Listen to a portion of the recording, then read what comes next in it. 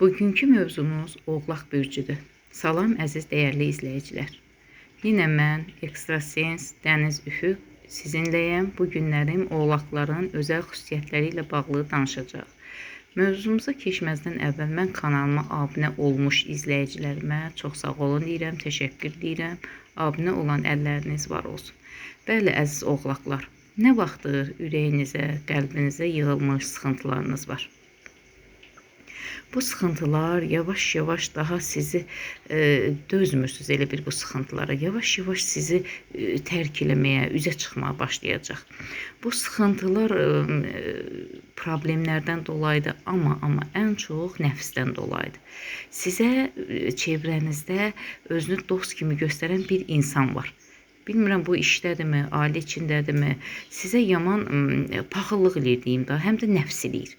Sizə özünü dost kimi göstərir, amma nəfsi sizin üstünüzdədir. Çalışın bu nəfsdən özünüzü qoruya biləsiniz. Bu nəfsdən qorumaq o qədər də asan deyil. Onun ötəri gərək əziz Oğlaq surələr oxuyasan. Öyrən, özün üçün öyrən, surələr oxu. İxlas surəsi, Nas surəsi, bəli, belə bir surələr səni nəfsdən qoruya bilər. Sənə yol göstərir, bir dənə yol göstərir, amma bu çox xeyirli yoldur. Səyahət kimi də göstərir, amma müqavilə kimi, iş yolu kimi də göstərir. Amma çox yaxşı yoldur, uğurlu yoldur bu yol. Oğlaqlar üçün bu həftədə düşərli olacaq deyərəm ki, düşərli olacaq. Həyatınızda bir qadın var, R hərfi adında. O qadın sizə elə bir nəsə demək istəyir. Nəsə demək istəyir, amma demir, hələ ki demir. Siz onun davranışından, baxışından hiss edirsiniz ki, nəsə bu xanımda dəyişiklik var. Onun elə bir sizdən bir ara münasibəti olub, amma incikliyi var sizdən. O incikliyi də dilə gətirmir. Və bu xanımın elə bir o incik olması da sizə bir sıxıntı gətirir. Ancaq tezliklə o xanımla da münasibəti yoluna qoyacaqsınız və getdiyiniz bir əvvəl dediyim kimi səyahətdə sizə yeni münasibətlər, yeni tanışlıqlar, yeni sevgilər göstərir. İndi bu sevgi güclü bağlar göstərir, güclü bağlar. Bu bağlar nişanınızla ola bilər, sevgilinizlə ola bilər, həyat yoldaşınızla ola bilər. Və maddi durumda da bu həftədə, üzümüzə gələn həftədə sizdə yüksəliş göstərir. Elə biraz küllü miqdarda deməzdim, biraz yüngül dərəcədə pul axışı gələcək sizə. Çox da böyük deyil, amma pul axışı gələcək sizə.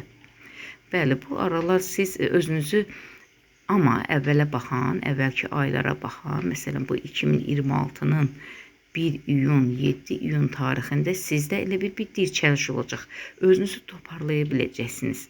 Özünüzü toparlamağa çalışacaqsınız və bu sizdə çox gözəl də alınacaq.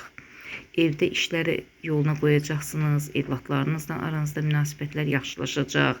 Hətta qohum əqrabalarla, hansı ilə ki küsülüsünüz, hansı ilə ki söz-söhbətiniz düşmüşdü, onlarla barışıq həftəsi sayılır. Bəli, əziz əqrəb, belə görsənir ki, sizin xəritədə irəliləmə var.